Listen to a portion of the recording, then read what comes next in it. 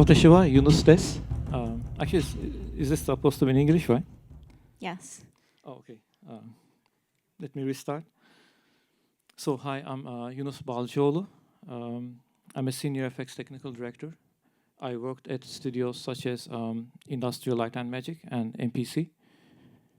私の名前はユーナスです。私はシニア FX テクニカルディレクターの仕事をしていて、過去に ILM や MPC などのスタジオで経験を積んできました。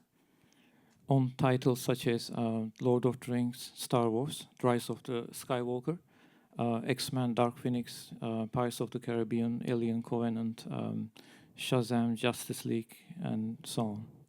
今まで手掛けてきた映画の中には、例えば Lord of the Rings, Rings of Power や Star Wars, Skywalker の夜明け、それ以外にも X-Men, Dark Phoenix や Pirates of the Caribbean や Alien Covenant など、Shazam や Justice League 様々です。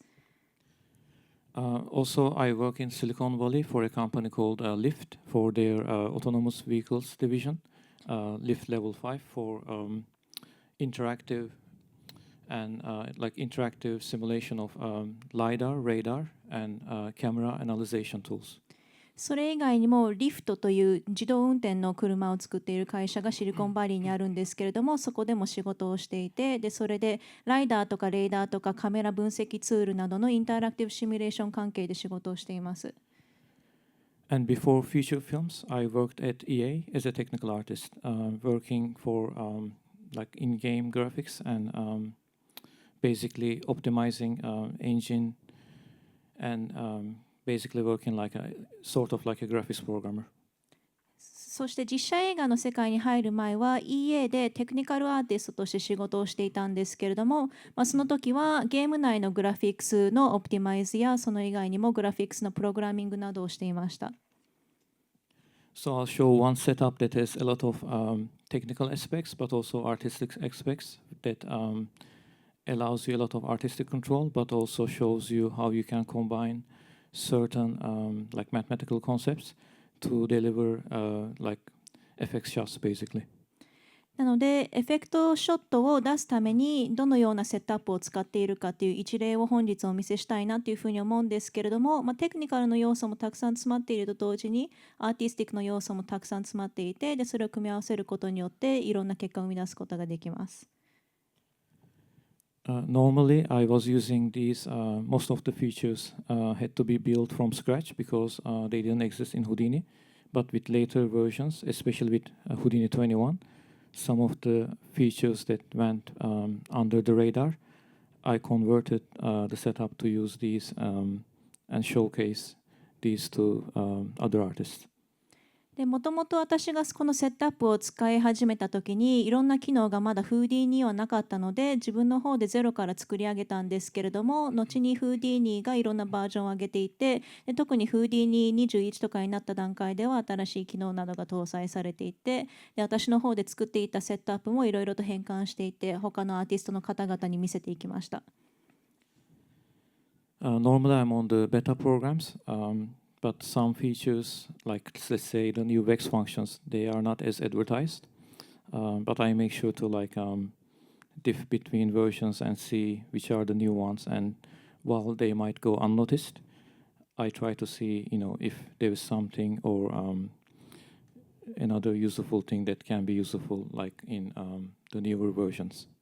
通常私が使っているのはベータプログラムの方になるんですけれども、例えば新しい VEX 機能とか広告通りになっていないものとかもあったりするので、私の方でもいろんなバージョンとかを試したり、新しい機能とか皆さんにまだあんまり知られていないものとかを試してみて、でそれで何か使いやすい機能がないかというのを探っています。First, let me load one of the examples in Flipbook before I start, so we can see what we are building. でまずフリップブックの方のサンプルをちょっとお見せします。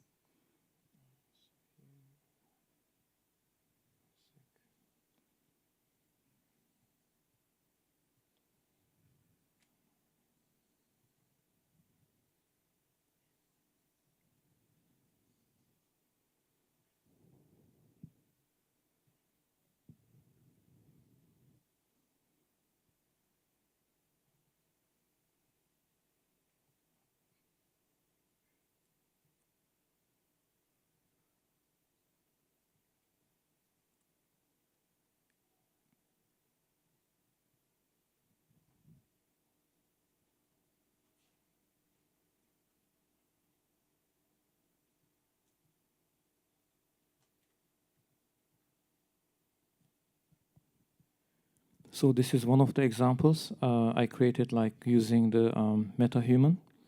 メタヒューマンを使って作ったサンプルの一つがこちらです。So excuse the lack of hair and the animation because some of the processes and the HDAs are missing in Houdini side. Like it's not as refined. Epic mostly handle the Unreal side really well. So from what I know, they will address the Houdini side in the later version. なので今の段階ではヘアとかアニメーションがないんですけれども、ちょっと HD とかそのフーディーニ側にまだ整っていない機能とかがあって、でそれでエピックの方でアンリアルのところをすごく上手に対応してくれていたので、それに関しても後ほどのバージョンで搭載されるんじゃないかなというふうに思っています。So basically, the Unreal Engine side is really well designed to capture live performance using even a simple webcam. And with the high quality assets, it is very useful to bring this into other DCC applications like Houdini. But like I said, the Houdini side, the HDAs and the workflow is still not complete. But either way, like it does provide us a very high quality way to get like production level assets. 先ほど言っていた通り、例えばアンリアルを使った場合はものすごくシンプルなウェブカメラで撮影した映像だったとしても、それをうまく流用することができて、でそれを例えばハイクオリティのアセットに入れ込んだ際にフーディーニなどの他の DCC アプリケーションに持ち込むことができます。で先ほど言った通り、フーディーニの方では、HPA とかワークフローとかまだ完全に整っていない部分があるんですけれども、ただ本制作で使えるハイクオリティのアセットを上手に使う方法の一つとしてこれがあります。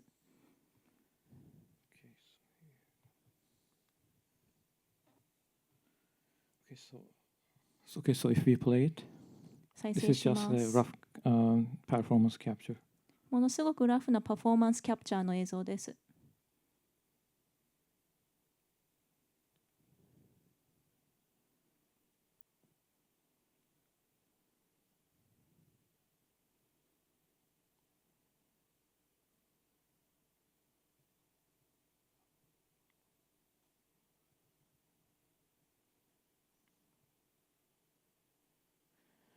So basically, all this stuff is like almost real-time speed, and this is exact topology. It's not changing the topology, and it's not a simulation.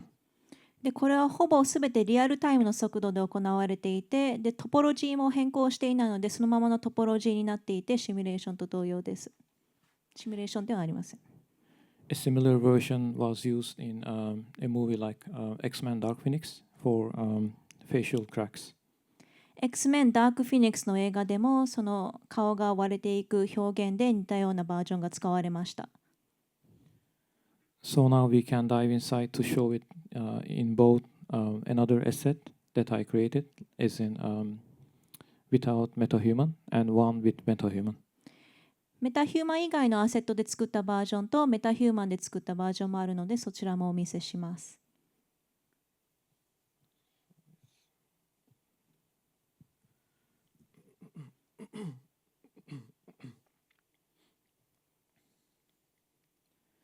So right now I disabled everything. So instead of doing it like from top down, from the first to last node, we will go by the natural progression. So if you think about it as a code, if you have like 1,000 lines of code, you don't start from the first and finish at the last.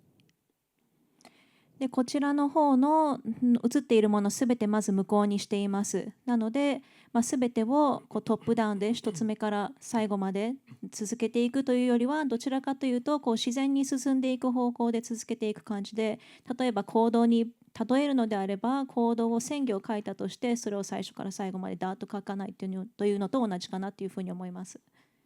So basically you would layer it naturally in a natural progression so that it develops as it should be rather than from start to finish.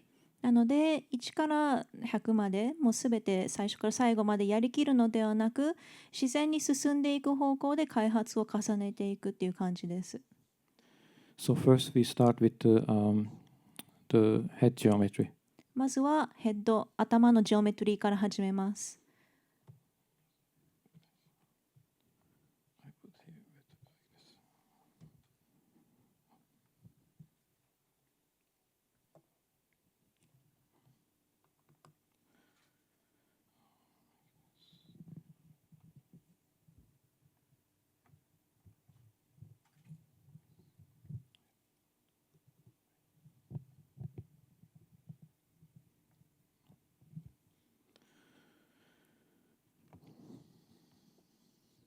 So here you can see the head. ここにヘッドがあります。One second. お待ちください。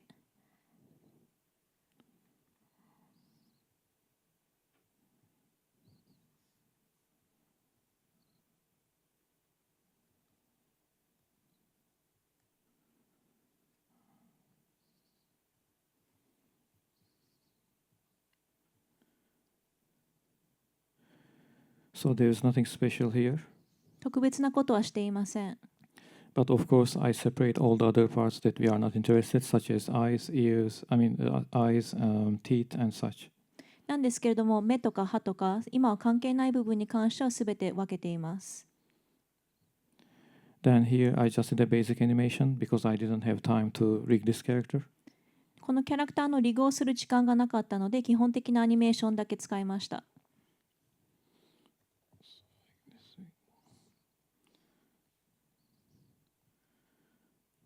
So we can just play the animation first. アニメーション再生します。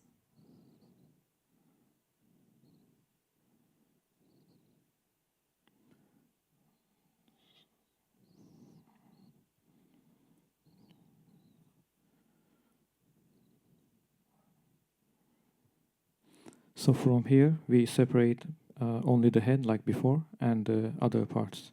で、ここから前と同様、頭とか他の部分だけ分けていきます。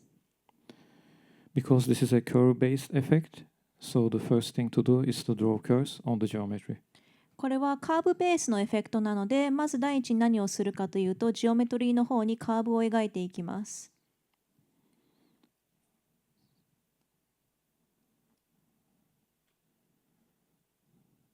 And for that, the best tool is to use the draw curve.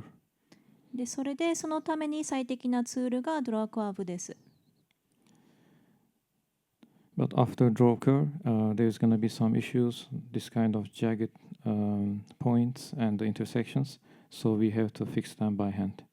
ドラーカーブを使った後でも、例えばそのジャギジャギになっている点とか相関している部分がどうしても出てきてしまうので、それは手動で直す必要があります。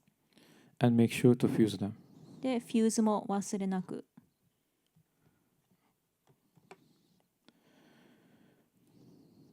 And after this, just apply some smoothing. その後にスムーズをちょっとかけます。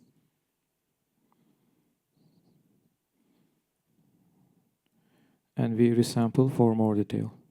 そしてディテールを上げるためにもう一回リサンプルします。So now the thing is, we want to cut the head geometry using this curve. このカーブを使ってヘッドのジオメトリーをカットしたいです。There are some ways to do it, but not a reliable tool that does it using a curve. いくつかやる方法があるんですけれども、ただカーブを使ってうまい結果を作り出すツールというのがないです。So the best tool we can use is actually Boolean. なので、この場合一番いいツールとしては実はブーリアンになります。But the issue is Boolean doesn't support curves. なんですけど問題としてはブーリアンはカーブ対応していません。So that means we have to create a surface out of these curves. なので、このカーブを使ってサーフェスをまず作らないといけません。This was the same issue back in Dark Phoenix. It's the same issue now, but it's not a big deal. ダークフィニックスの時も同じ問題が起きていて、で今でもまだ同じ問題が起きているんですけど、それほど解決が難しい問題ではありません。So we just project them back onto the head geometry. なので、プロジェクションして、でそれでもう一回ヘッドジオメトリーに戻します。To do this, the reason is to sample the normal from the head geometry. でこれをする理由としてはヘッドジオメトリーからノーマルをサンプルするためです。After this, we will extrude both one that goes into the head and one away from the head. でそれでこの後頭に入っていくものと頭から出ていくものを2つ用意します。And then just merge and fuse them, so it's a single geometry. でそれらをマージしてフューズすることによって一つのジオメトリーになります。So you can see it goes inside and outside. ご覧になられる通り、中と外にあります。Because of floating point issues, it is more advisable to do that. Otherwise, if it is flush with the geometry, you might end up with some parts that are not really cut.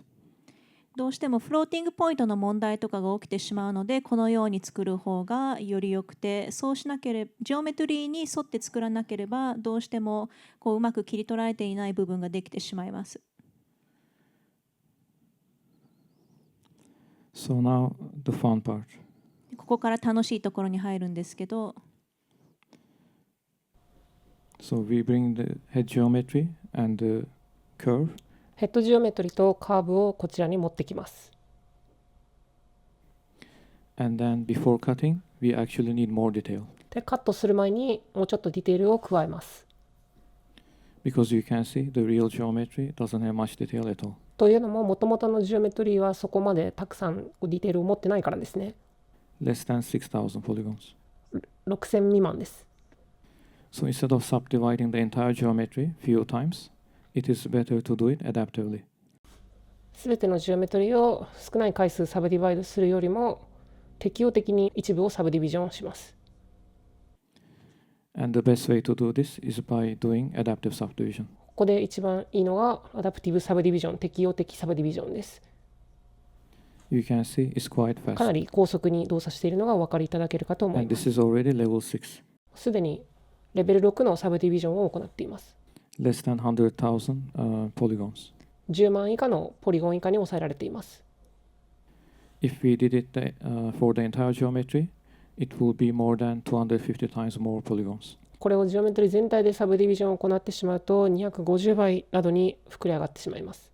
And one thing with this tool is like it not only supports the default subdivide algorithms that are using the subdivide node, it also has improved versions that are built with VEX from scratch. 元のサブディビジョンだけがサポートしている普通のサブディビジョンのアルゴリズムだけじゃなく、それをさらに向上させたものというのを VEX で実装しているところも特徴の一つです。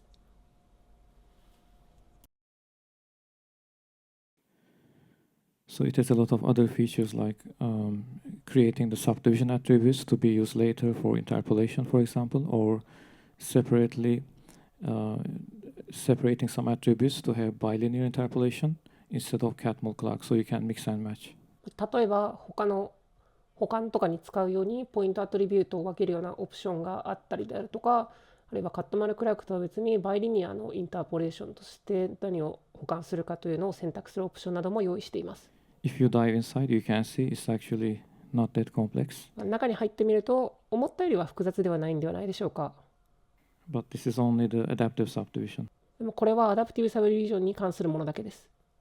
If you go inside subdivide, サブディバイドの中に入ると it's a bit more も complicated. うちょっと複雑になっちゃいますね。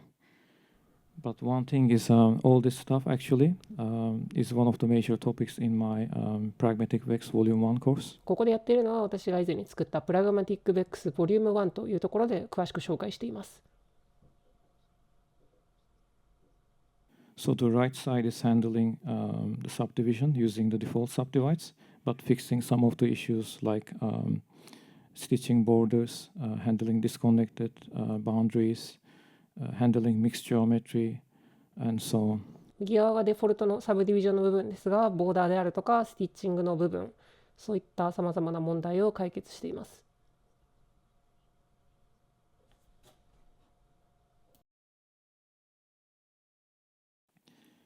The only algorithm that does that, I mean the stitching the boundaries, is the Houdini Catmull clock, but unfortunately it's much slower than the OpenSubdiv Catmull clock. この境界などの問題についてうまく処理をしてくれる唯一のアルゴリズムというのがフーディーのカットマルクラークなんですけれども、残念ながらオープンサブディブよりも遅いという問題があります。We are not talking about a linear speed, but more like exponential speed difference. 線形時間とかそういった問題の違いではなく、より指数関数的なというんでしょうか、そのレベルで遅いです。And on the left side is the pure VEX implementation from scratch. 左側のものについては純粋な VEX による実装になっています。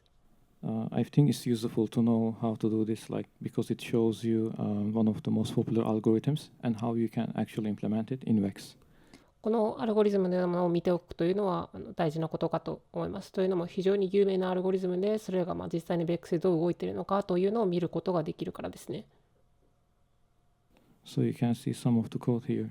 ここにいくつかのコードが書いてあります。But one thing is, it's possible to make this using a lot less nodes, but it's actually not recommended. これらのノードをもっと数を減らすということももちろん可能なんですが、あまりお勧めはしません。Because the power of Houdini is not just trying to make things as fewer nodes as possible, but rather break it down to take advantage of the maximum performance, whether it is parallelization or data allocation or reducing workload. フーディニのいいところというのは、ノード数を極限まで減らせるということだけではなく、逆に問題を分割して考えることができるというところにあると思うからです。最大限に並列化を行ったり、ワークロードを減らしたり、メモリの確保であったり、そういったものを個別に行うということです。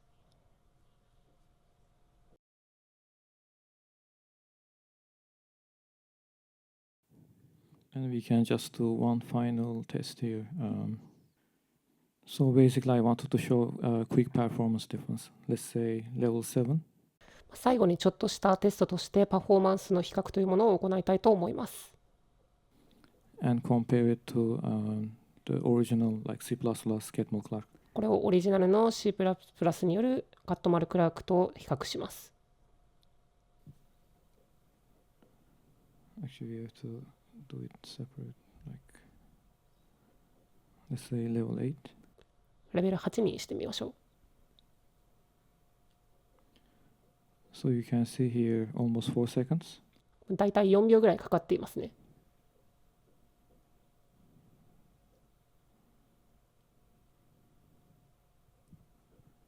You can see the VEX version is actually faster. VEX バージョンの方が確かに速いということが確認できました。So this just goes to show a well-written VEX can actually even beat C++. この純粋な VEX による実装というのも C++ を凌駕するパターンというのがあるということです。Okay, so we can continue from here. ここから続けます。So here you can see the adaptive detail as we zoom in and closer and closer. どんどんズームしていくことによって順応するディテール、アダプティブディテールが見えていくかなと思います。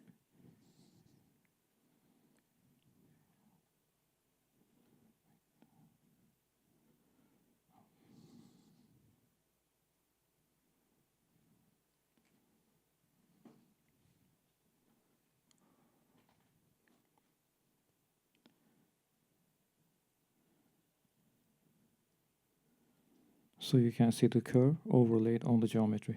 カーブがジオメトリーの上に乗っています。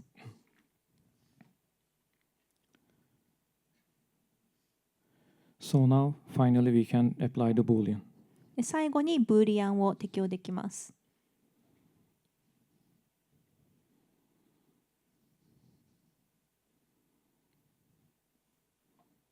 So we have the open edges here. こちらにオープンエッジがあります。So one thing is this group is very important that basically gathers all the points at the borders. このグループものすごく重要なんですけれども、境界線のところのポイントをすべて集めてくれます。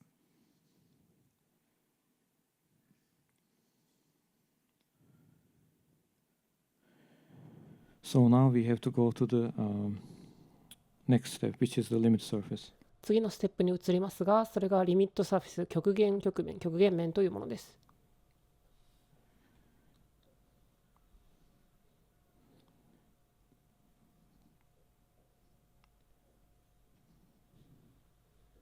But what is a limit surface? リミットサーフェスとは一体何でしょうか。So the limit surface is the smooth surface that a subdivision mesh converges to after infinite subdivision steps. リミットサーフェスというのは滑らかな面であって、ある形状が無限回のサブディビジョンステップを経て収束する先の形状というものです。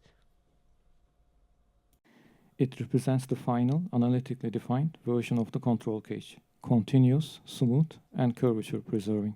つまりこれが表現するところとしては、最終的な解析的なコントロールケージの形状とも言えて、それは連続であって滑らかであって、そして極率を保つというものです。Computed analytically, not through repeated subdivision. 解析的に計算が行われるものであって、サブディビジョンの繰り返しによって定義されるものではありません。Yeah, I'll just say if you wanted to solve this using the linear solver, the technique will be called eigenanalysis. もしこれを解くならばという話をすると、線形ソルバーであると使うことになるんですけれども、そのために使用されるアルゴリズムというのはアイガン解析というものでして、固有値や固有ベクトルを求めるものです。So now we can apply for it. で、それをここに適用します。But even before that, we need a key function that allows us to use the limit surface. ただその前に極限面を扱うにあたって必要な関数というのをいくつか紹介しておこうと思います。So, and that function is point prim UV. それがポイントプリム UV です。So when I was on the beta, I suggested one function that will help us to basically know where a point is at the subdivision limit surface. サブディビジョンリミットサーフェス上で各ポイントというのがどこに移動するかというものを計算するということを先にしておくと良いでしょうね。So you have to write this simple function. シンプルな関数を書きましたが、But then I thought it's not fair that everyone has to write this. ただこれをみんなが書く必要は今はありません。Because it kind of, you have to reverse engineer some of the parts of Houdini. フーディのいくつかのパートをリバースエンジニアリングとかをして書いたものでして、So I sent this to side effects. これをサイドエフェクスに送りました。And now we have one function. そうすることによって一つの関数にまとまりました。So you might think, what is this function for? この関数はじゃあ一体何のものなんでしょうか。So basically, if you use this function, it will return you the UV position where for a given point and primitive. ポイントとプリミティブを与えると、それに対応するプリミ UV を返すというものです。And if you were to use prim UV on that UV, このプリミティブをその UV に対して使うと、what you will get will be nothing. まだ何も返ってきません。But that's a good thing because that means the function is working. これはでも良いことで、関数が正しく動いているからです。It basically tells you exactly, intrinsically, where that points reside on that primitive. これは正確に、内在的にこのポイントというのがどこに配置されるのかということを示しています。But if you were to sample the limit surface using this UV, この UV をもとにリミットサーフェスをサンプリングすると、you have to basically pass it to OSD lookup patch function, OSD lookup patch というのにこれを情報を入れてサンプリングします。which will convert this UV and the primitive number into OpenSubdiv patch これ and で patch UV. これで UV やプリミティブの番号から OSD のパッチであるとか UV に変換することができました。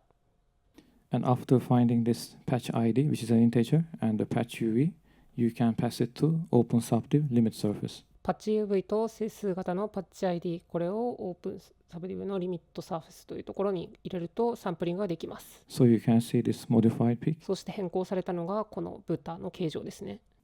Yeah, I did that on purpose to show the limit surface convergence. リミットサーフェスの収束というものを少しだけビジュアライズしてみましょう。 So if we evaluate it, 評価をすると、you can see all the points end up on the limit surface.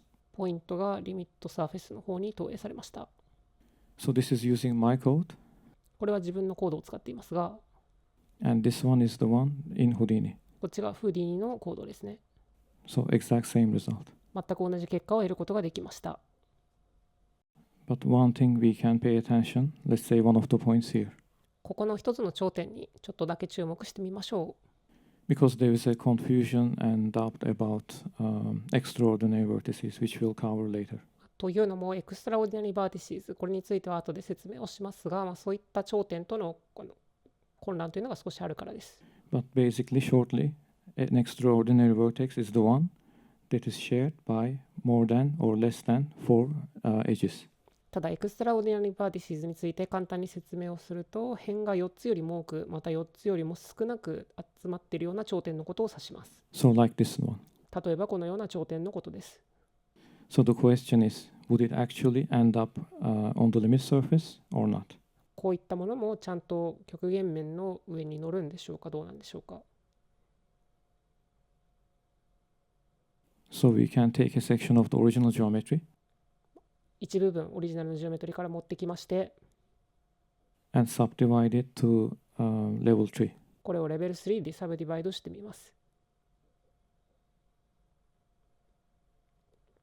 So if you look closely, こう近づいてみてみると、there is still space. 少しだけまだ空間がありますね。Why is that? なぜなんでしょうか。Because we are dealing with infinite subdivision. というのも無限の細分化サブディビジョンというものを我々は扱っているからです。So we can prove it using a section of the geometry. 一部分でこれを視覚的に証明してみましょう。As we increase the subdivision, サブディビジョンを上げていくと、you can see we come closer and closer. 無限に近づいていきます。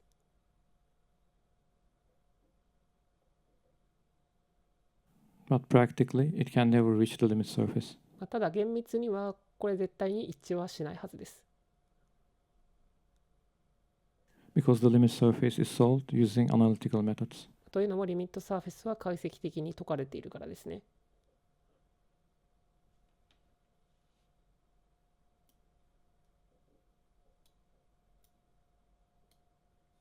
Basically, the distance gets shorter and shorter as you increase the subdivision levels. ただサブディビジョンのレベルを上げていけば無限にこの距離というものが近づいていくということも確かです。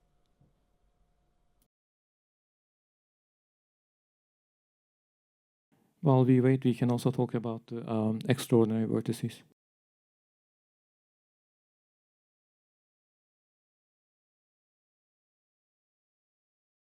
Will you read all of it or should I? Like, Yeah, whichever you want. or let me just load this quickly here. It's okay, we covered this section. We will go. So this was here. So the Boolean. Say this one.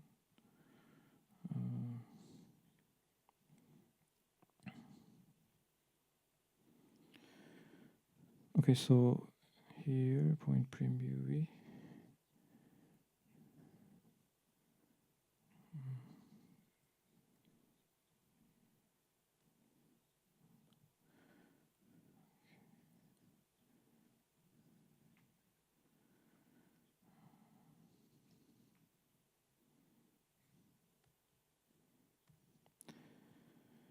But what about the curves? カーブについてはどうでしょうか。Can we actually also sample the limit surface using curves? カーブの上でリミットサーフェスのサンプリングというのはできるんでしょうか。No, because the OpenSubdiv stencil does not apply to curves. 実はのでオープンサブディブの型というのはカーブには適用ができません。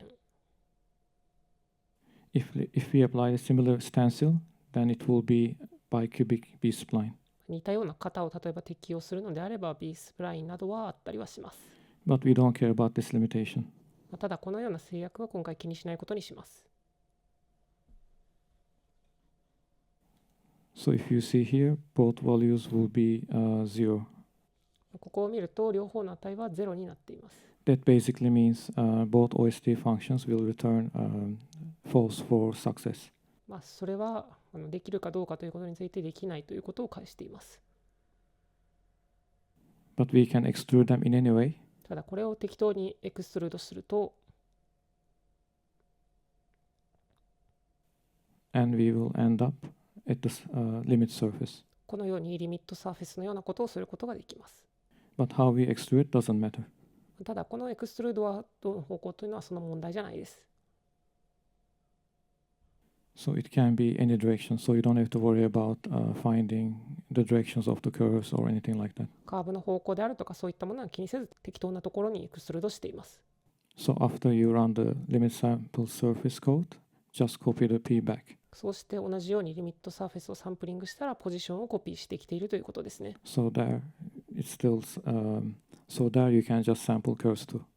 これがカーブのサンプリング方法です。So after this, we just quickly peek to OST curvature. そしたら次は OST カーバチャーの方に移っていきましょう。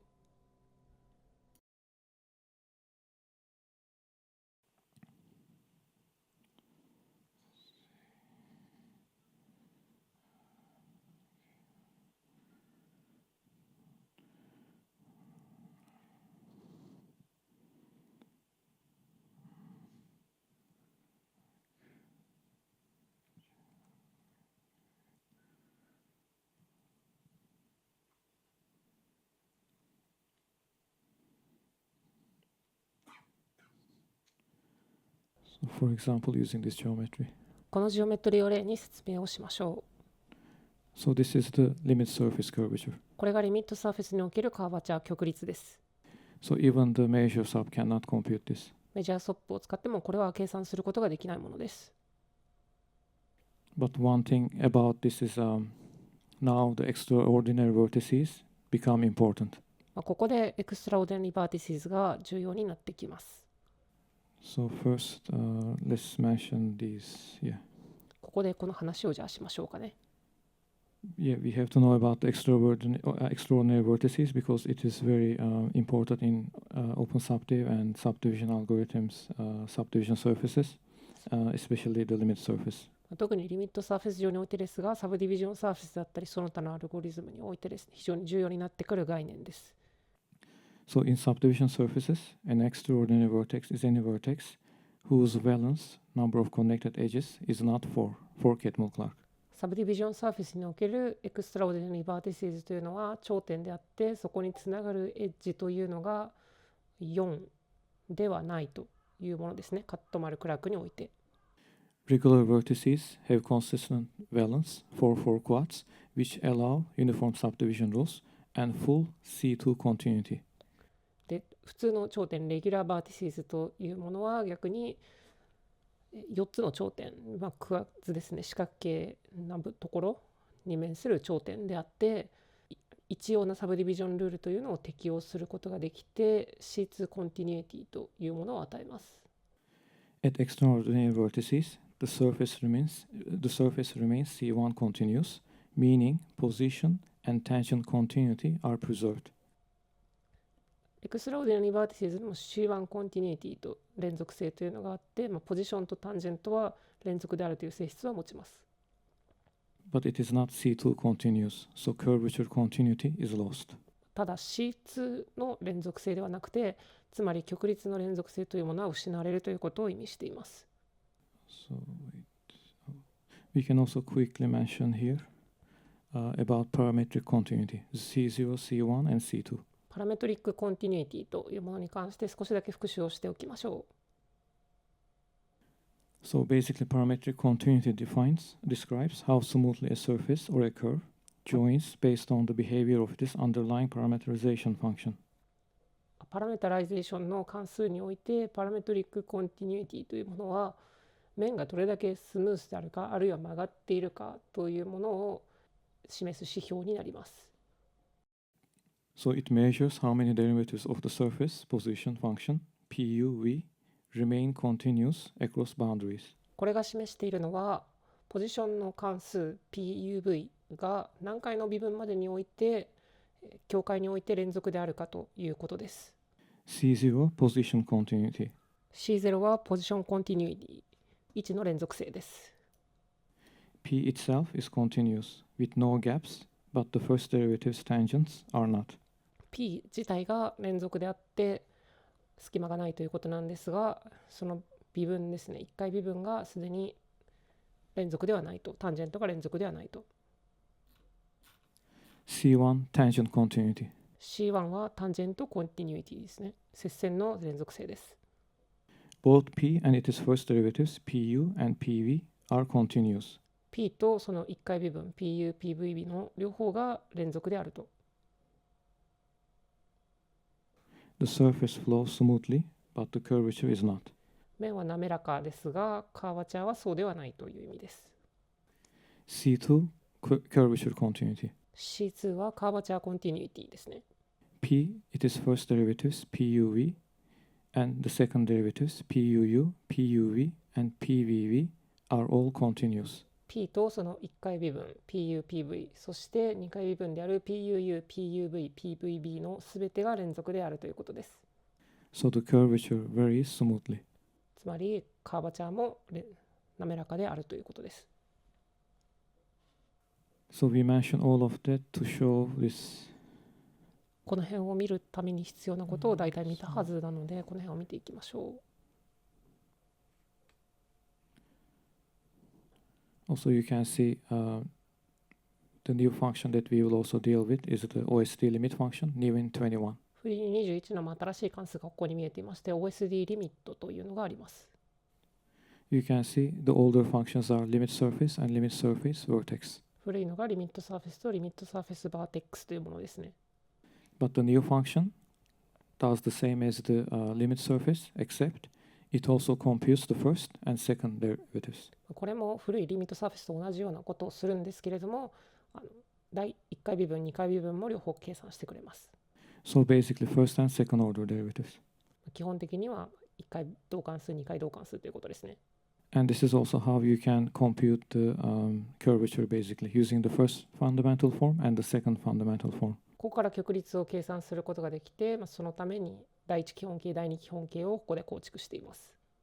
So here we can go back to the original place. Now we can use the limit surface sample.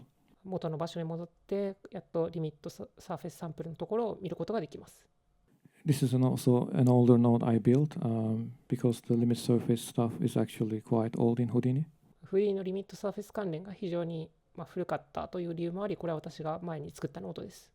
So here we have the ability to capture and sample. キャプチャーするもの、サンプルするものというのを両方ここで選択ができます。And multiple methods to do so. そしてここに計算方法がいくつかあります。So the first option is the one, the new function that I showed you, which is the point prim UV. 最初の方が先ほど紹介したポイントプリム UV を使ったものですね。But here we are going to use the UV method. しかしここでは UV メソッドの方を使います。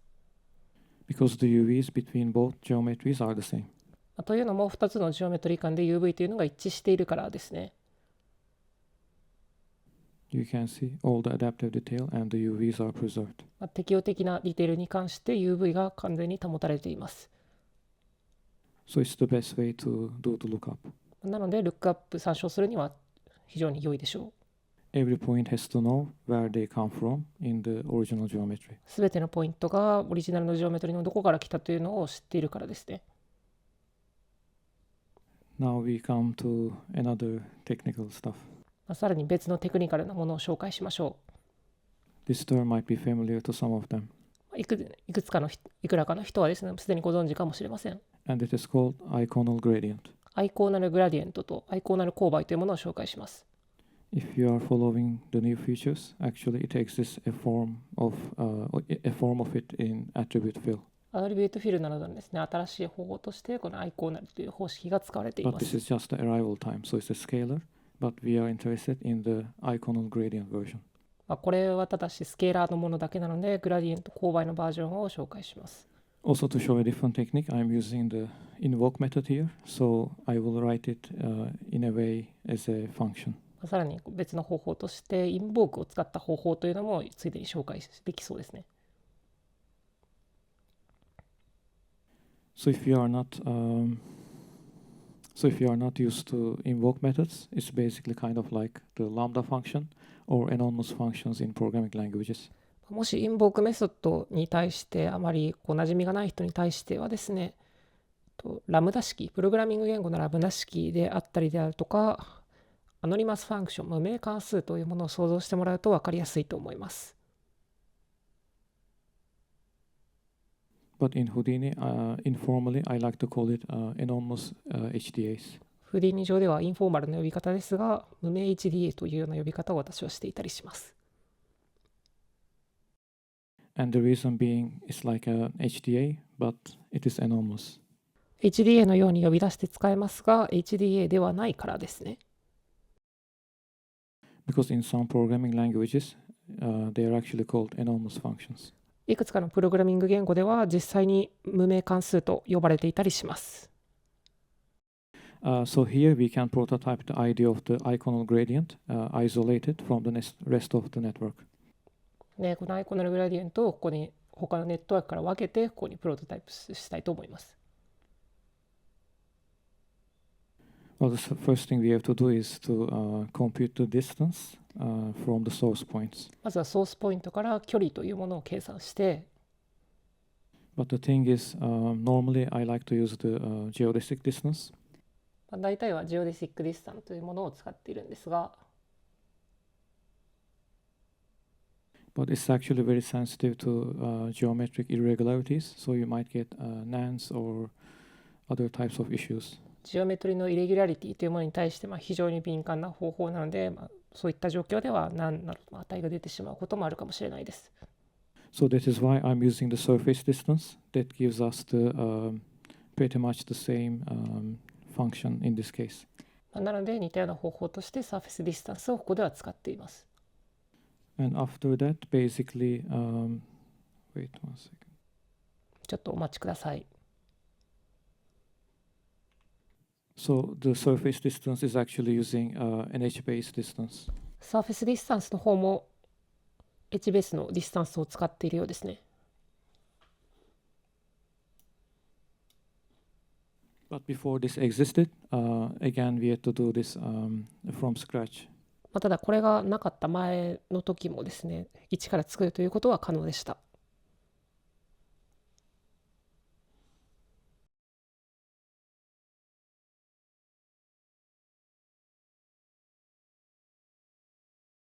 So here, 1 second.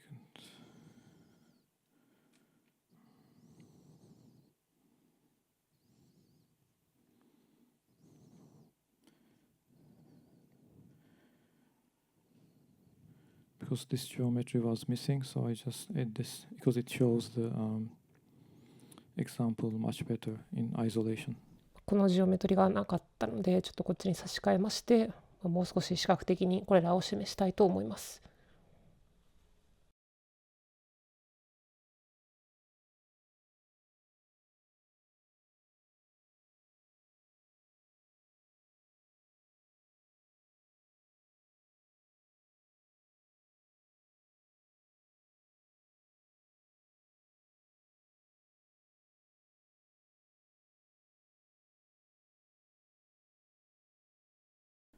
So we can compute the distance from these points. これらのポイントから距離を計算します。And you can visualize it using this button. このボタンを使用して結果をビジュアライズしてみましょう。And here we just apply some smoothing. スムージングを少し適用します。But the most important part is to compute the gradient from this scalar attribute. ただ一番大事なのはこれらのスケーラーアトリビュートから勾配グラディエントを計算するこの部分です。Again, this is a custom node I had to write because it doesn't exist in Houdini except using polyframe which works on vertices. 以前ポリフレームというノードでこれを計算するということはできたんですけれども、頂点バーテックス単位でしか動かなかったということから、ここではカスタムのノードを以前作ったものを使用しています。So this one requires vertex attributes. このノードはバーテックスアトリビュートを必要とします。So here you see we have options like using connectivity point cloud or even limit surface to compute the gradient. コネクティビティポイントクラウド、またリミットサーフェスもここでも使用できるようになっています。So you can see how the gradient vectors follow the surface. グラディエントベクターがサーフェスをどのようにフォローしているかというのを見ることができるはずです。And we blur the gradient vectors. これらにブラーをかけます。And this is another useful feature you can add to your HDAs or even wrangles. It's basically a button that allows you to visualize the attribute. これ便利な機能でして HDA またラングルにもつけることができるんですが、アトリビュートを簡単にビジュアライズすることができます。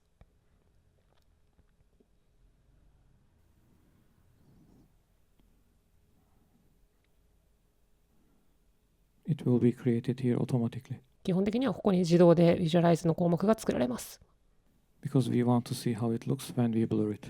ブラをかけられるとき、それがどのようなものであるかというのを確認しておきたいですよね。And afterwards, an important step is to project these vectors that we just blurred back onto the tangent plane. この後重要なのが、こうしてブラをかけられたもの、処理をされたものをきちんとタンジェントプレーンの方に投影し直すということです。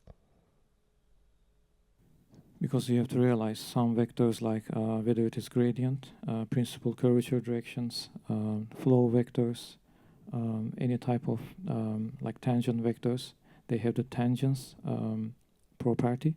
何かこう変更されたグラディエントであったりとか、プリンシパルカーバチャーディレクション、主曲率の方向であるとか、フローベクター、何かの流れのベクトルであるとか、何かしらのタンジェントベクターというようなタイプのものというのは、タンジェンスプロパティ、ちゃんと説明性を持っていないといけないからです。So once you blur, interpolate, or blend, or modify them in any way, we need to reestablish their tangency. ブラであるとか補完、ブレンド、その他どんな方法でもいいですが、変更が加えられたときに、そのタンジェンシー、説明性をきちんと担保しないといけません。And again, this is what this node does using either normal or the limit surface derivatives. それをやっているのがこのノードで、ノーマルあるいはリミットサーフェスからそれを計算しています。So once you are happy with this like self-contained function, この関数を持って良い結果が得られたと思えたら、we can invoke it here. ここでそれをインボークします。But we have to scale the gradient vectors. その前にグラディエントベクターが少し大きいので小さくしておきましょう。You can see it perfectly follows the curvature of the geometry. ジオメトリの曲率に対し、それに完璧に沿っているということが見て取れます。Okay, so now we can think about how to open up the cracks. では実際にこのひび割れをどうやって開いていくのかっていうのを考えていきましょう。Once we have done this, it is actually very easy. このステップさえ終えていればかなり簡単です。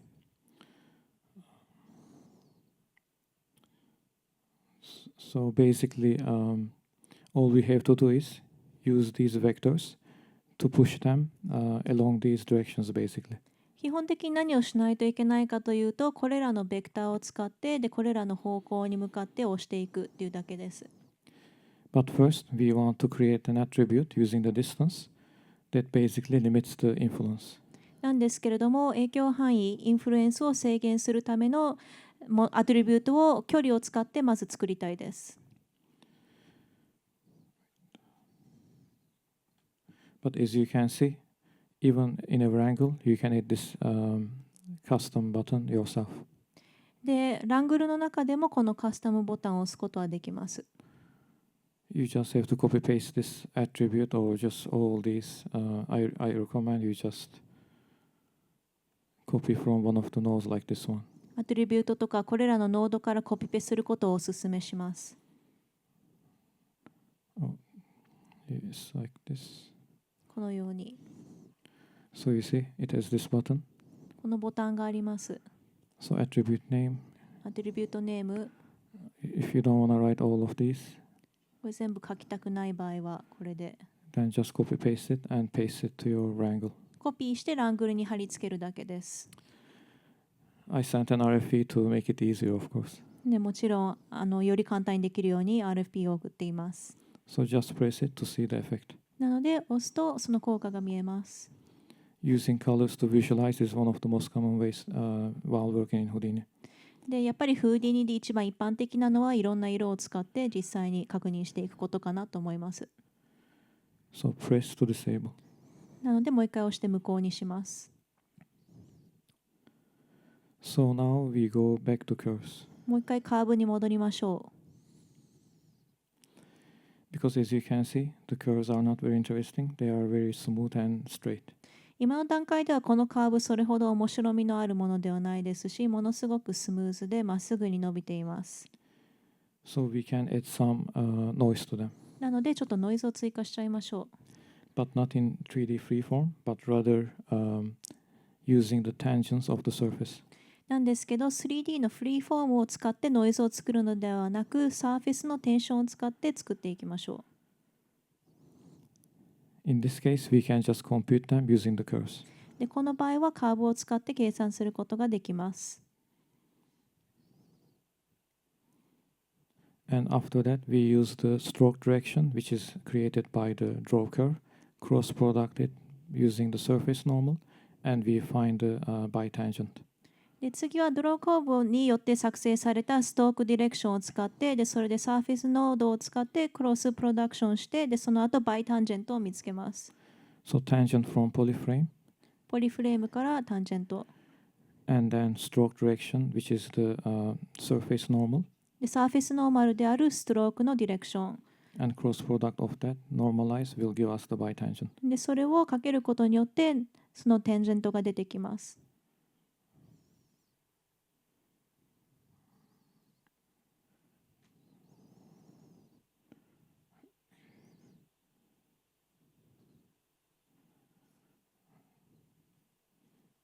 So you can see, this is how they look.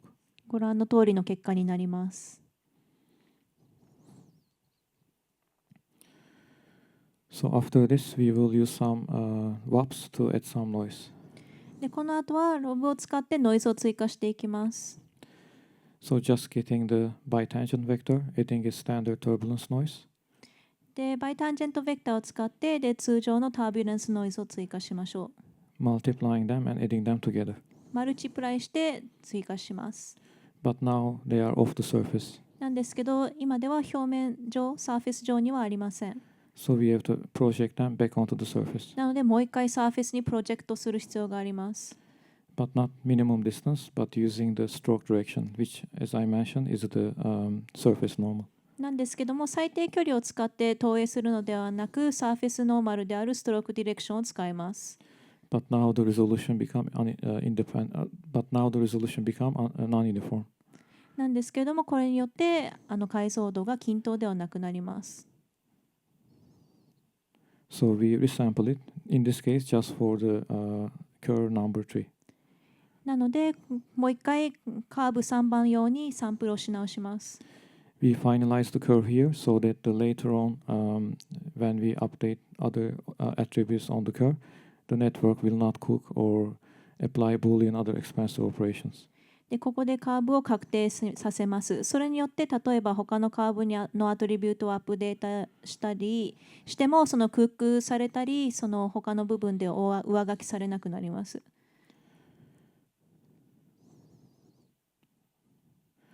Okay, so we handle the spread. Now we have to handle protrusion, which is pushing the surface along the normal. で先ほど対応したのがスプレッドになるんですけれども次がプロトゥージョンというものになるんですけれどもそのサーフェスをノーマル上で押すというところになります。But again, using a limited range. でもう一回制限のかかった範囲を使います。All of this is artistically controllable. でこれはすべて芸術センスに任せてコントロールしていくことができます。But even this shape is not organic enough. なんですけど、ここでできている形状ってまだ有機的ではないですよね。First, we can take a look at the spread. なので、まずスプレッドを見てみましょう。And again, the power of this workflow. で、こちらのワークフローの力強いところなんですけれども、When we blur it, ブラーをかけると we can see the result. 結果が見えます。But if we actually create it here and then apply the blur, we won't see anything. なんですけど、実際ここで作ってブラーを追加すると何も見えません。And you don't want to temporarily override the color in each code. で、それで各コードの上のカラーも上書きはしたくないです。And again, disable it. 無効にもすることができます。But first off, this should be our reference position. これが私たちのレファレンスとなる位置になります。So we store it. で、これを保存します。And what we have to do is to apply the noise. We don't want to apply in this position simply because then both sides of the curve will have the same noise values. で、ここでノイズを適用していきたいんですけれども、この位置で適用してしまうと、カーブの両側が同じノイズのボリュームになってしまうから、それを避けたいです。So here we can also test it first. まずテストしてみましょ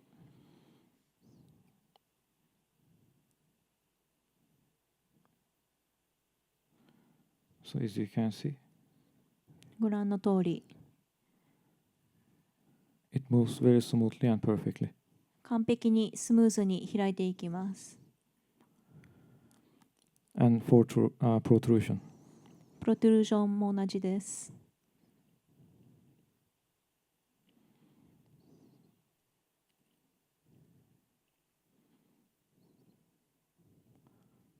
So it is working. なのでうまく機能していますね。So now we will do the same, just for opening the cracks for noise operation. でこのノイズを作るためにひび割れを開いていくので同じ作業を行っていきます。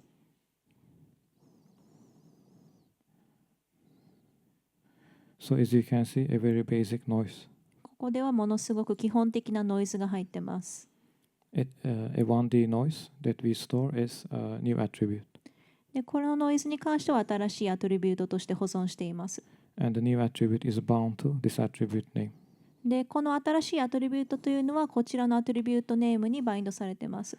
So one for spread noise, one for protrusion noise. なので一つはスプレッドノイズ用、もう一つはプロトゥルージョンノイズ用に作っています。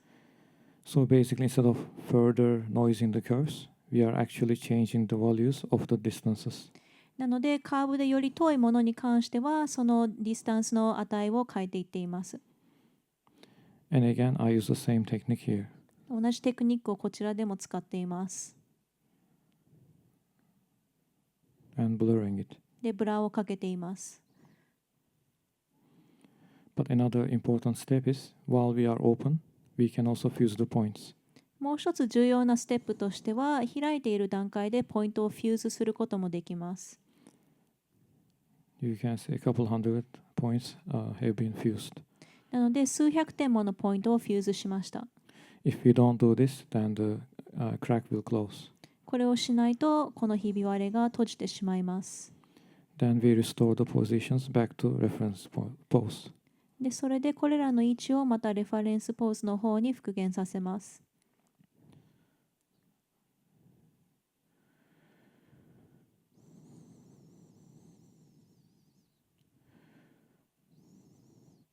So now we can figure out how we will propagate the cracks. では次はこのひび割れをどのようにして増やしていくかというところなんですけど、Well, first off, we get the ends of the curves. まずはカーブの終わり地点の方を取っていきます。And then we create this sort of attribute that tapers at the ends. でこのようなアトリビュートを作ることによって先端に伸びれば伸びるほど細くなっていきます。So that we can have sharp opening at the ends. なのでそれによってひび割れが終わるところがものすごくシャープな形状になります。To have correct attribute values for the points, because we fuse them at the junctions, we have to primitive split each of them. でそれでこれらの交わっている点でフューズしているのでプリミティブで全てをスプリットしています。And now we use H transport to compute their length. で距離を計算するためにエッジトランスポートを使います。So it's not the total length, but actually a length that goes from start to end. なので全体の距離というよりはスタート地点からエンド地点まで伸びる距離になります。So we can visualize it. でここでビジュアライズできます。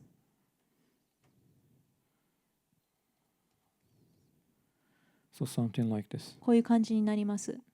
The colors are different because each curve has a different length. でなぜ色が違うのかというと、すべてのカーブが違う距離になっているからです。So now we have to promote both the minimum and maximum for each curve. で各カーブ用の最低と最大を今度はプロモートしていきます。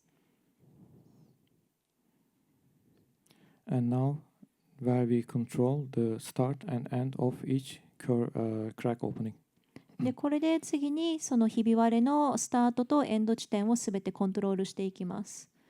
There are many ways to do this, but I find this is rather easier to control artistically.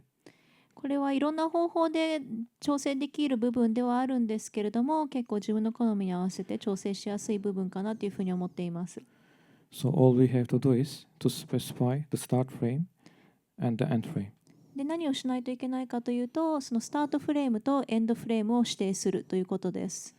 And then remap it using the actual curveLand and override it back to curveLand. で、それで実際のカーブの長さを使ってリマップして、で、それをさらにオーバーライドしていきます。You can see we are doing it for each curve. で、それをカーブ一つ一つで行っていきます。Of course, right now this is doing linear interpolation, but if you wanted, you can have other attributes, other curves that drive the speed, the interpolation, any kinds of activation that you desire.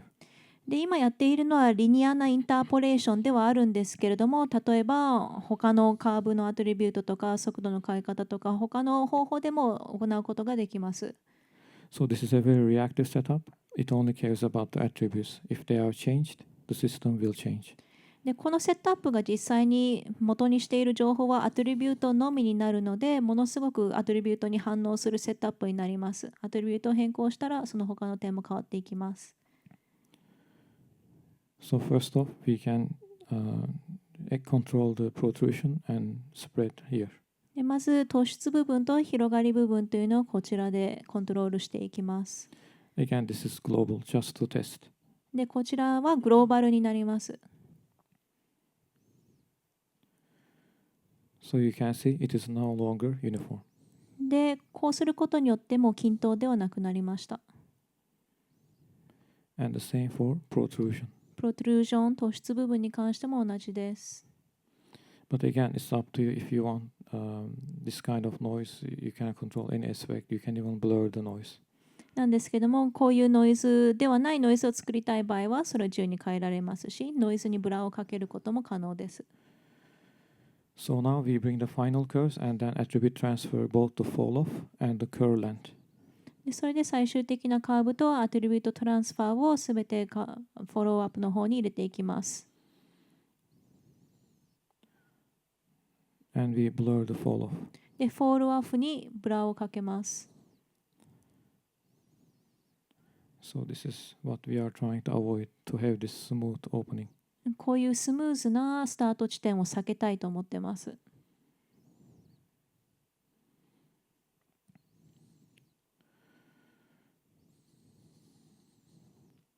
So this is where we control the progression, where basically we are checking if the current frame is greater or the same as the curve length, then this attribute, new attribute, which is a bound attribute, curve progress, which is here, then we will overwrite it. で、ここで何をコントロールしているかというと、どのように進んでいくかっていうところを管理している部分にはなるんですけれども、例えば現在見せているフレームがそのフレームよりも大きいあるいは同じ小さいかによって、この新しいアトリビュートが、バウンドアトリビュートではあるんですけれども、こちらの現在進んでいるところを上書きするっていうことになってます。So as you can see right now, they are closed. なので今は閉まっています。But as we scroll with time, なんですけど、タイムフレームを進めていくと、you can see they get activated. ご覧の通り、どんどんアクティベーションされていきます。So that's the one with the start frame and end frame that controls this progression. なので、スタートフレームとエンドフレームを通して、このどのようにして進んでいくかっていうのをコントロールしているわけです。And of course, we blur it to make it smoother. でもちろん、ブラーをかけてよりスムーズにもしています。And now here we are at the node where we can actually control spread fully. で、こちらのノードに関しては、スプレッド、広がりを完全にコントロールできるようになっています。So I use one now that controls everything. なので、すべてコントロールしているものを一つ使っています。It's just for convenience. で、その方が便利だなって感じてます。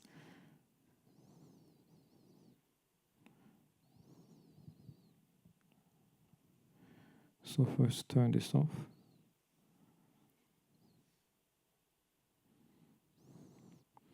But again, this is happening using time. で、これも時間に応じて行っていきます。We just control how much spread is happening. で、どのくらい広がっていくかっていうのを我々の方で値でコントロールします。Protrusion is not happening at this stage. 現段階ではまだどこのジオメトリーも突出していません。Again, this is a strategic planning because of how the setup will have to function. で、このどのようなファンクションを出していくかというのはセットアップの段階で戦略的に決めていくことになります。It is for the most optimized and accurate and performant result. なので、一番オプティマイズされていて正確なパフォーマンスが出せるようなセットアップにしています。But one thing we have to do is, if you notice all these jagged borders, we want to smooth them as a curve.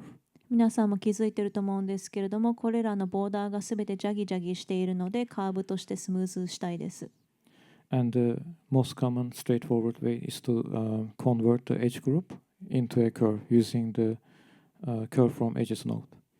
で、一番簡単で一番一般的な手法としては、そのエッジグループの方をカーブに変換するということになります。But I don't recommend doing it なんですけど、おすすめしません。because it's really slow. 遅いからです。Another way is to use attribute blur, なので別の方法はアトリビュートブラーを使うことです。but that also doesn't work. なんですけど、うまくいかないんです。So what we have to do is actually go inside and edit the code. なので中に入ってコードを変えちゃいましょう。Because the issue is, once you provide this border group, このボーダーグループを一回提供しちゃうと、which only accepts point groups, で、アクセスポイントグループにしかないので、it will also include the neighbors of these points. このポイントに隣接しているポイントもすべて入れてしまうというのが問題点です。But we don't want that. なんですけど、それを避けたいです。We want to treat the border as if it is an open curve. この境界線をまるでオープンカーブのように処理したいです。Well, there are two ways to do it. なので、手法は2つあります。So one of them will be to have an option that constrains all the neighbors to only the ones in the input group. でまず一つの方法としては、そのすべてのポイントに隣接しているものをこのインプットグループだけに入るようにコンストレインするというオプションです。So like a checkbox, チェックボックスのようなものです。but it doesn't exist. なんですけど、まだないんですけど。Another option will be to override the neighbors using our own instead of relying on the ones provided by the influence type. Here, connectivity. でこのインフルエンスタイプとかコネクティビティ、そういうのに頼らずに私たち自身が実際に用意したものを使って隣接しているポイントを上書きするというのがもう一つのオプションになります。So something like custom, カスタムみたいなものです。 but also doesn't exist. それも存在しません。 But that is what we are doing. So if we dive inside, なんですけど実際それをしているので中に入ってみると you can see here we are overriding to only include the neighbors if they are in the input group. インポートグループの中に隣接しているポイントが入ってしまった場合、上書きするようにコードを変えています。So as you can see, doing that gives us a perfectly smooth border. そうすることによってボーダーが完璧に滑らかになります。But of course, the rest of the geometry adjacent to the border will look weird and have artifacts. なんですけれども、そのエッジに近い他のジオメトリーに関しては変な見た目になってしまいますし、アーティファクトも出てしまいます。But this is okay. なんですけど大丈夫です。Because next operation, we will constrain the border and only blur the rest of the geometry. なぜなら次のステップでボーダーをコンストレインして、で残りのジオメトリーだけにブラーをかけるからです。So first we convert the primitives to points for the attribute blur. アトリビュートブラー用にまずプリミティブをポイントに変換します。So here you can see the borders are fixed. ボーダーが直されました。Because we are only using the subdiv points, サブ D ポイントしか使っていません。but choosing the option pin border points. なんですけど、ピンボーダーポイントというオプションをオンにしています。 Plus the curve fall off for feathering. あとフェザリング用のボーダーフォールオフ、カーブフォールオフも入れています。So now we have what we want. なので、望ましい結果が出てきました。And the tapering you can see here created by the curve fall off. カーブフォールオフを使うことによって、このひび割れの先端もちゃんと細くなっています。So here we also need to store the original source prim and source prim UV. で、ここに元のソースプリムとソースプリム UV を保存する必要もあります。If you remember, those were created by the limit surface sample capture method. で、それらは、先ほど説明したリミットサーフェスサンプルのキャプチャーメソッドを使って作ったものになります。Later, we need to sample them again using this state. で、これを使ってもう一回サンプルする必要があります。So now we can test the protrusion, but on static geometry. なので、今回またプロトゥルージョンのテストを行うんですけれども、今度は静止しているジオメトリ上でテストしていきます。So you can see like exaggerated effect, of course. で、このような結果になります。So you can keep like this. 調されているので、このぐらいにします。And again, it is propagated using the same animation. で、同じような手法でそれをどんどん増やしていきます。When I said static, I mean the character head is static. で、先ほど静止しているって言ったんですけれども、キャラクターの頭が動いていないという意味です。But now is the time to bring the animation. なんですけど、この段階でアニメーションを流し込んでみましょう。We bring the static head again. また止まっている頭を持ってきて、And we will capture using UVs once again. もう一度 UV を使ってキャプチャーします。And this time, we will only capture. Actually, so here first we are capturing, but anything but the adaptive subdivided points. で、ここでキャプチャーしているのは、そのアダプティブサブディバイデッドポイント以外のものすべてになります。But anything that is adaptive subdivided, so these colored points, we want to use a different method to capture them. なんですけど、このアダプティブサブディバイデッドポイントというのがこれの色のついているポイントになるんですけれども、これは別の方法でキャプチャーします。And it is using the surface projection. で、それはサーフェスの位置を使って、サーフェスプロジェクションを使ってです。So it's basically using the XYZ distance, minimum distance ray casting. なので、XYZ の最低距離のレイキャスティングを使っています。Because we want to capture them separately and we want to deform them separately. 理由としては別々でキャプチャーしたいのと別々でデフォームをかけていきたいからです。So these are the subdivided points. なので、これがサブディバイドがかかったポイントになります。So now we bring the animated head. で、ここでアニメーションのかかったヘッドを持ってきます。And for the non-subdivided points, we use attribute interpolate. で、サブディバイドされていないものに関しては、アトリビュートインターポレートを使います。So you can see they move to the animated head. なので、アニメーションかかっているヘッドの方に動いていきます。But the subdivided points, we will use again the limit surface sample. で、サブディバイドされているポイントに関しては、またリミットサーフェスサンプルの方で使います。And also here, the limit surface sample is not just a fancy method, but here, because we are adding a lot of detail, if you have render time subdivision, the surface will be flattened. But by using the limit surface sampling and positioning the points at the limit surface, we can ensure the smoothness and the curvature of the original surface is not disturbed. で、ここに関しては、そのリミットサーフェスサンプルというのが、ただ単に手の凝った手法とかいうわけではなく、例えばそのレンダータイムのサブディビジョンがあった場合、サーフェスがどうしても平らになってしまうので、リミットサーフェスのサンプルがあって、で、それでその極限のサーフェスのところにポイントを配置させることによって、そのカーベチャーの小さい割合が実際に元々のサーフェスに干渉しないように設定できます。But not only moving the points, we are also sampling the limit surface for the normals, which means using the first order derivatives, taking the cross product of them, and creating a normal and assigning them to the points. それでポイントを動かすだけではなく、リミットサーフェスの方のサンプルも行っているので、ノーマルに関してはその一次導関数の方を使って、でそれを作り上げたものでノーマルをポイントにアサインしていきます。So finally, we can control the protrusion. でそれによってやっとプロトゥルージョン突出部分をコントロールすることができます。Again, this was by design because protrusion moves the points away from the surface. So when we capture, we will lose this information. So we want to do it after we are at the final position.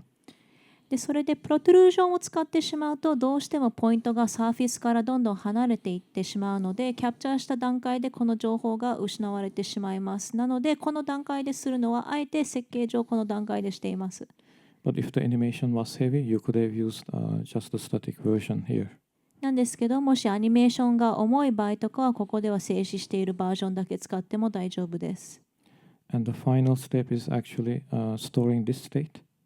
で最終的なステップはこの状態で保存すること。And close up the gaps, meaning creating an internal surface. でギャップをすべて締めていくことになるので、要するにインターナルなサーフェスを作っていきます。So that means we are using the original source prim and source prim UV that we copied before.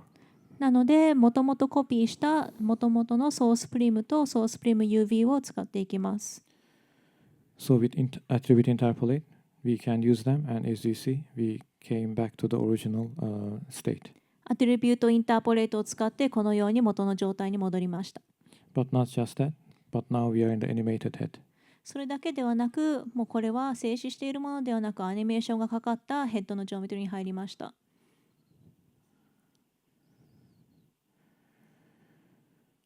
So after that, we have to do some group conversions. でその後、グループコンバージョンを行う必要があります。This is just to make the nodes happy because every node accepts a different type of group. でこれはノードがすべて別々のグループになっているので、それを簡略化するためです。So poly extrude ones, edge groups. でポリエクストルード1回とエッジグループ。So we will just extrude inside the geometry. ジオメトリの中でエクストルードしちゃいましょう。You can see here. ご覧の通り、This is what we get. こういう結果になります。Then we get these inside points でそれで中側にポイントができるので、and fuse them. フューズします。Actually, I don't like using fuse because it's not as precise as matching by ID, but poly extrude doesn't provide such information. 正直フューズあんまり好きじゃなくて、どうしても ID でマッチするほど正確ではないからなんですけれども、これに関してポリプロトゥージョンに関してはそのような情報が提供されないのでこうしています。So now we will restore the original P. でこれで元々の P を復元させます。So as you can see, we have the final shape, protrusion, crack opening, and the extrusion of the geometry for the inner cracks. それでご覧の通り最終的な形状、プロトゥージョン、ひび割れの開いているところ、それでジオメトリの突っ張っているところ、もうすべて結果として現れます。So I just assign some color for effect. なのでエフェクト用にちょっと色を入れてみました。So if we show everything, it looks like this. すべて表示するとこのようになります。But the thing is, normally in FX productions, most of the time you will be passing this off to comp. In rare cases, you might pass it to render in the lighting department. But in the case of comp, you will be passing a lot of AOVs, like these, crack AOVs, different, like for example, the depth. You can have like pulsating different attributes, like 2 different types of speed. You can have normalized distance, surface distance, geodesic distance, edge borders. So they can use them to like apply glow, light coming from within the cracks. So there's so much control. And I like to give them more than they can handle because in Houdini, AOVs are attributes, so it's free. でほとんどの場合ではこのデータが今度はライティング部門の方に渡っていくので AOV とかも渡していて、でそれによって例えばそのいろんなアトリビュートを設定していて、でそれで距離もノーマライズして、でサーフェスディスタンスとかそのエッジボーダーとかそういうのも全て使ってアーティストの方で発光部分を追加していったり、そのひび割れ部分を調整していったりとか、結構自由自在にコントロールすることができるので、AOV のアトリビュートを使ってそのようなことができるようなセットアップにもなっています。But I didn't see any comper complaining. なんですけど、コンプアーティストに関しては満足してもらっているのかなと思います。And just to quickly look at this part also. ここもちょっとパパッと紹介します。So just turn this off. オフにします。Again, the limit surface has more than one ways we can tap into Houdini. リミットサーフェスには他にも様々な利用法が存在します。As I show you, not just the curvature. 例えば単純なカーバチャーというのだけではなく、So you can see all kinds of curvature, for example, Gaussian, mean, differences of curvature, curvedness, shape index, which is my favorite, and also Wilmore density. 様々なカーバチャーというのも計算することができます。例えばガウシアン、ミーン、ディファレンス、カーブルネス、シェイプインデックス、これは私のお気に入りですが、あとはウィルモアデンシティなどもそうですね。So right now we are looking at the shape index. これは今、シェイプインデックスを見ています。Because even these don't exist in the regular measure SOP. フーディニの通常のメジャーソップでは測ることのできない値です。But the most important is actually if you zoom in, the principal curvature directions. 大事なのは、プリンシパルカーバチャーディレクション、主曲率の方向というのが出ているということです。Which is orthogonal to each other. これは互いに直行するものです。Just to also summarize it, basically, the shape operator is a matrix that is very rich with information. 簡単に説明すると、シェイプオペレーターというのは、さまざまなこのリッチな情報というものを持っている行列です。It basically describes how the surface normal changes as you move along the surface. サーフェスを動くにつれて、どのように放線が変化するかということを示しています。So basically, it encodes how the surface bends in every direction. すべての方向に対して、サーフェスがどのように曲がっているかという情報を持っているわけです。So it is a 2 by 2 matrix. 2×2 の行列として表されます。And the most important thing to remember about this is the eigenvalues of the shape operator are the principal curvatures. 重要なのは、これのアイガンバリュー、固有値というのがプリンシパルカーバチャーになっているということ、主曲率になっているということ。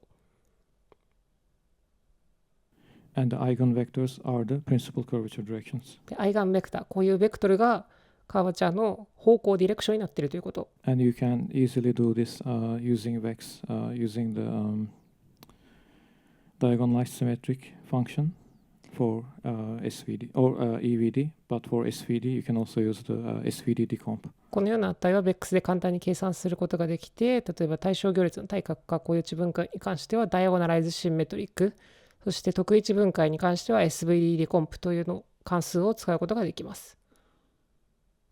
So from this you can drive all kinds of curvature information, even things like asymptotic lines. ここからあらゆるカーバチャー曲率の情報にアクセスすることができて、仮にそれが全近的なものであったとしても正しく計算ができます。Like even things like, for example, the geodesic distance. 例えば他の例として、ジオデシックディスタンス。As you know, it exists in Houdini as a heat geodesic node. フーディーニにヒートジオデシックノードというのがありますが、But you can see here we have to remove some of the NaN values. NaN の値を取り除かないといけません。If we don't remove them, これを取り除かないと、you will see the colors here. 色をつけてみると、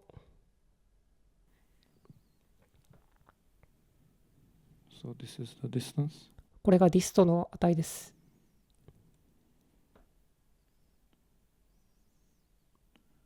So once we remove it, you can see these are the areas that had the NaN value. これがNaNがあった場所ですね。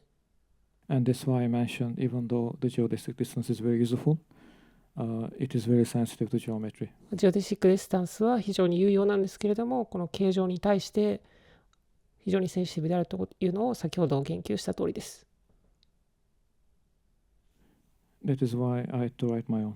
なので自分のものを書きました。So you can see, this is also fully in Houdini. これもすべてフーディの中で完結しています。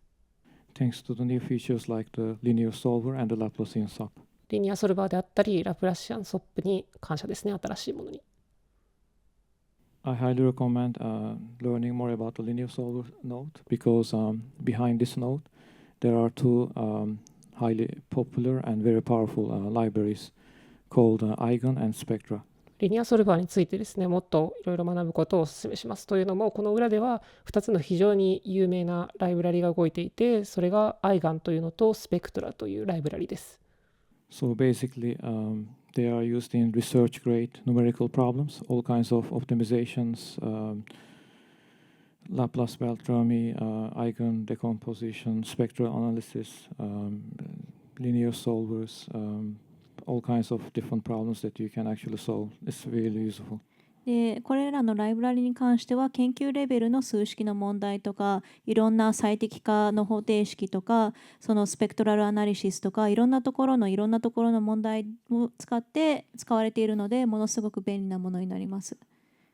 So yeah, this is basically more or less how it works. なので、基本的な紹介は以上になります。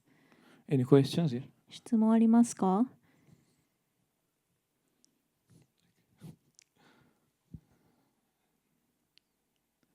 ？Oh, yes. Oh, the microphone. I can hear some. Yeah.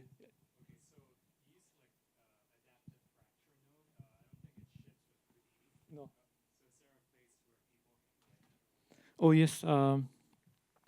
Actually, yeah, like if you have my course like a Pragmatic VEX Volume 1, I show it how to build from scratch, but I also ship the HDA, so people can use it freely. You know, it's all like open assets. They are not black boxed, so they can use it in production themselves, but also learn how to build it from scratch. You know, using all the VEX functions and the knowledge, and the same in a similar way where I show the slides and explaining the concept first and then implementation, not just writing the code. You know. これ実際 Houdini から最初に搭載されてないものですけれどもどちらに入手することができますかという質問に対してなんですけれども私が実際に教えているコースのボリューム1ではどのようにして1からこれをビルドしていくかっていうのも教えていますしそれ以外にも HTA としても出しているので皆さんの方でも自由に使うことができますし実際制限とかかかっているわけではないので皆さんの方で本制作で使っていただいたりとか実際にそのゼロからどうやって組み立てていくのかっていうのを学んでいてそれで VEX ファンクションとかすべての知識を使って同じようなコンセプトで実際に自分のものにすることもできます。Thank you. Oh, thanks a lot.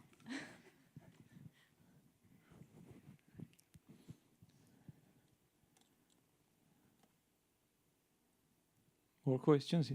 他に質問ありますか？ I could do this all day. 一日中できますけど私。I mean, if there was time, I was going to talk about the Hessian matrices and how to, get into more like a SDF curvature. It doesn't exist in Houdini in another part, but it's very useful, especially for height fields. The volumes, the curvature in volumes in Houdini only limited to like a mean curvature, which is not very useful.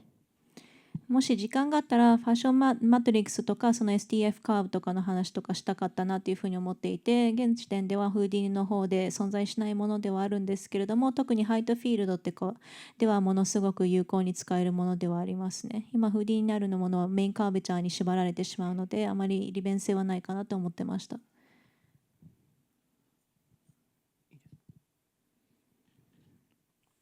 Oh, yes.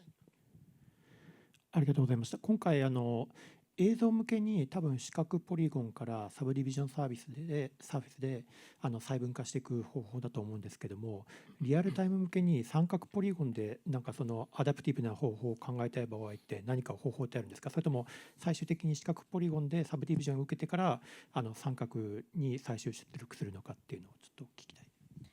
So thank you very much for your presentation. And I think today what you're explaining about was how to convert those square polygons using subdivision. But I was just wondering, for example, like if you have those triangular polygons, if there was like a real-time adaptive way to utilize those, or if you think the only method is first to use the square ones and then convert that into triangle.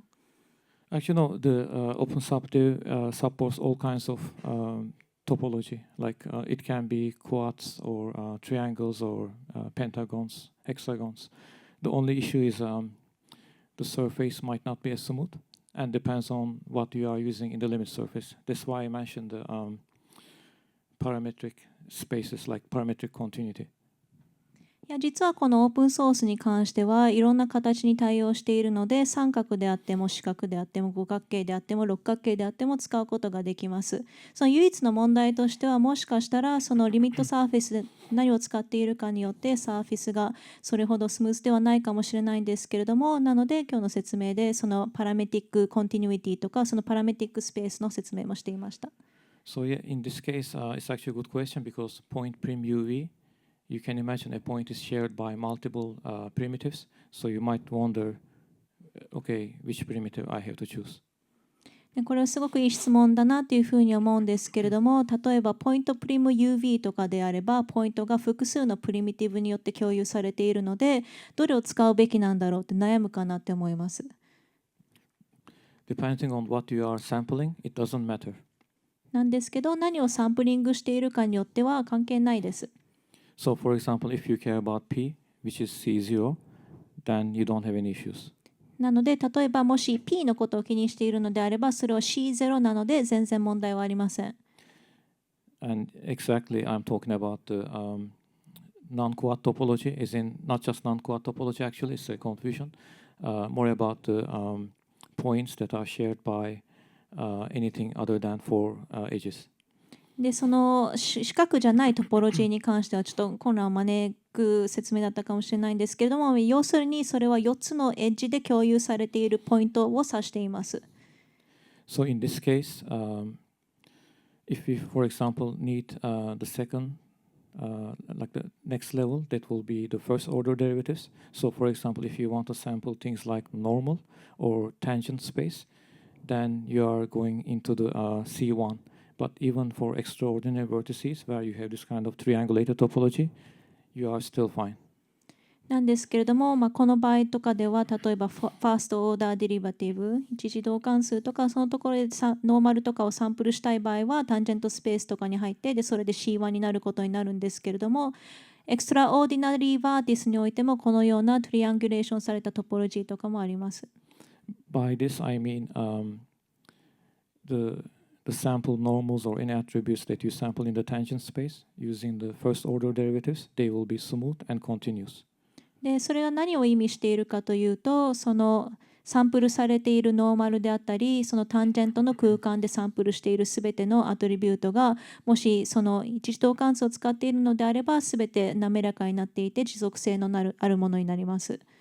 It is only when you go to the second order derivatives, which is what you need for things like curvature, because it is not just the change of position, but the change of position.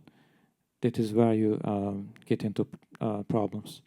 なんですけれども、例えばカーバチャーのような曲線に入ると、それは二次導関数の方になっていくので、位置とかも変わっていて、そういうところでちょっと問題に直面したりします。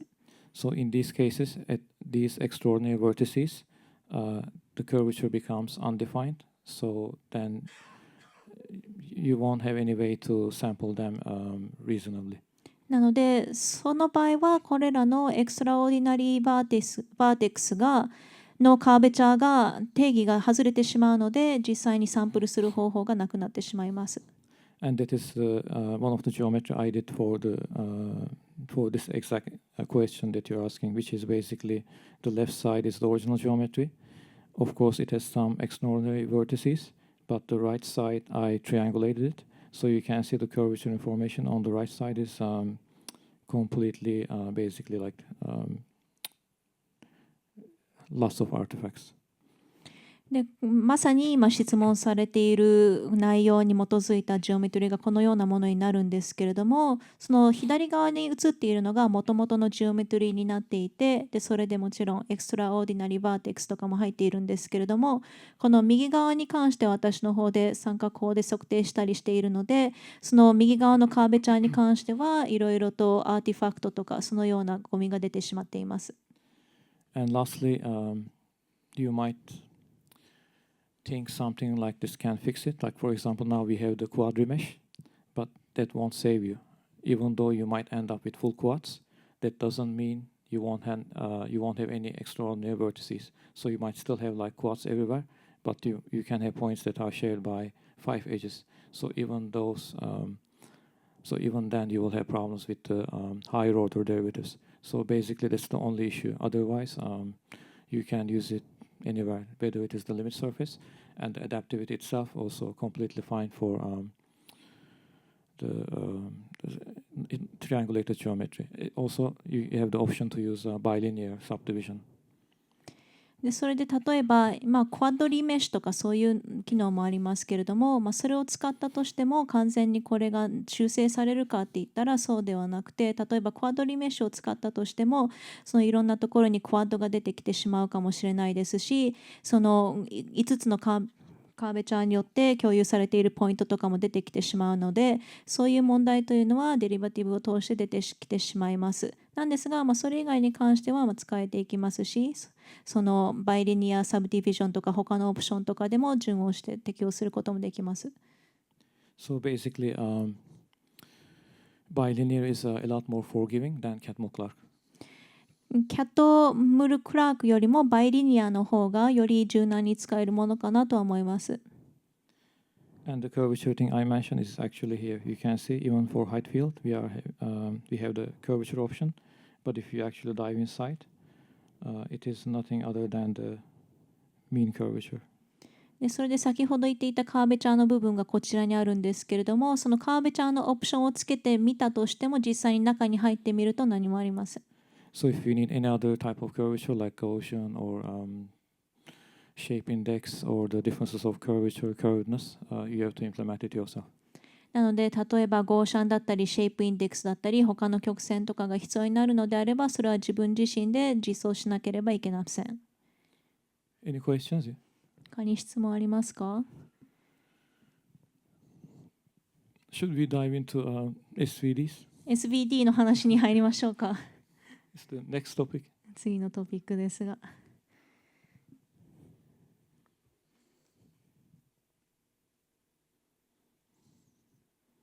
Nobody likes basic math. みんな数学好きじゃないですか？もう質問ないですか？大丈夫ですか？はい。OK。Thank you. ありがとうございます。